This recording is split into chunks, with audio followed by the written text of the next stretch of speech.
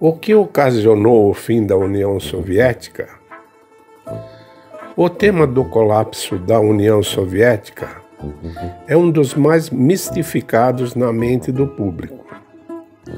Uma grande parte das pessoas afasta o pensamento da regularidade de eventos desastrosos que precederam esse evento. Muitos tentam se convencer de que foi apenas um acidente infeliz ou resultado da atividade maliciosa de algumas forças das trevas. Desde então, esse mito só se tornou mais forte na mente de muitos.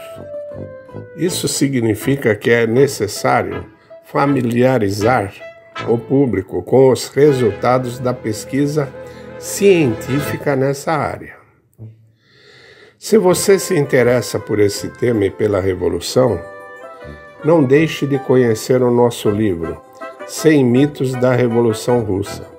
O link para a venda está na descrição do vídeo. Agora, voltando ao nosso assunto, a planificação da industrialização soviética, a dependência de importações, o isolamento da concorrência de fabricantes estrangeiros, o monopólio monstruoso, desprezo pelo consumidor, centralização e restrições orçamentárias, não apenas rejeitou inovações, mas também impediu o aumento da eficiência da produção, perpetuando o atraso técnico e o conservadorismo.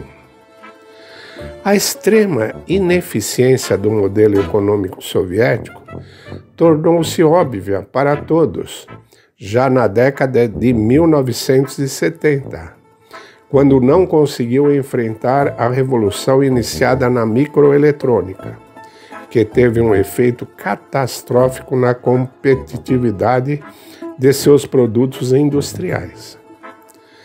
A chuva de ouro de petrodólares que caiu sobre a União Soviética tornou desnecessária a industrialização, a modernização, as reformas e a preocupação com o aumento da eficiência. A União Soviética começou a se transformar rapidamente em um apêndice de matéria-prima dos países desenvolvidos da Europa.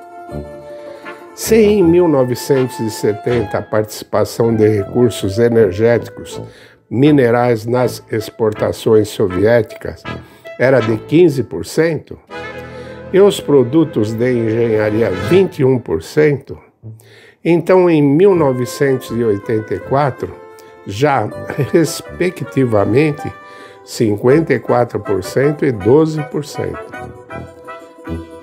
Com a receita dos petrodólares, aumentou ativamente a importação de alimentos, remédios, ração animal, bens de consumo, fechando assim as falhas de sua própria agricultura e indústria manufatureira, e contribuindo para um aumento do padrão de vida de sua população.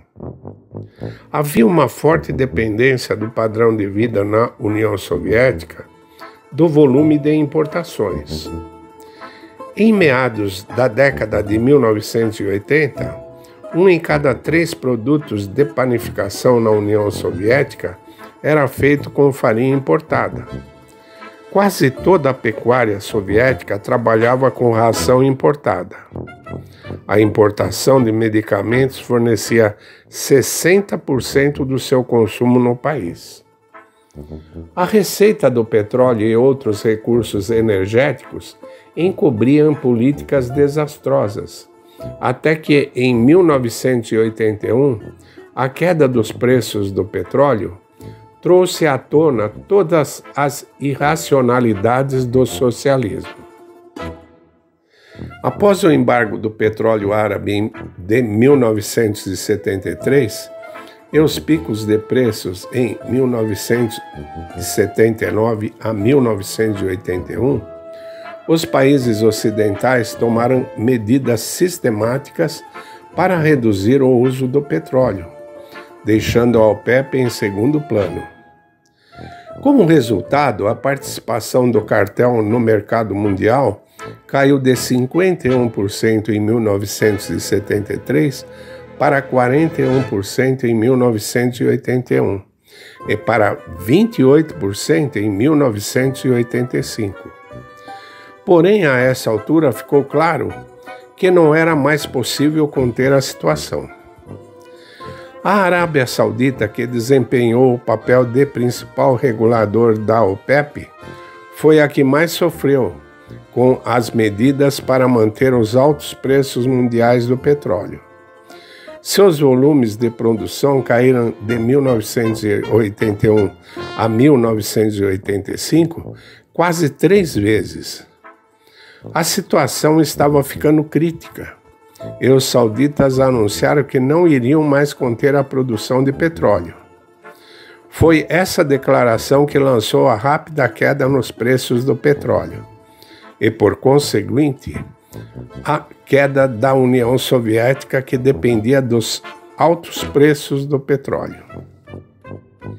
Para manter o padrão de vida, o país foi obrigado a pedir empréstimos, o que aumentou drasticamente a dívida externa.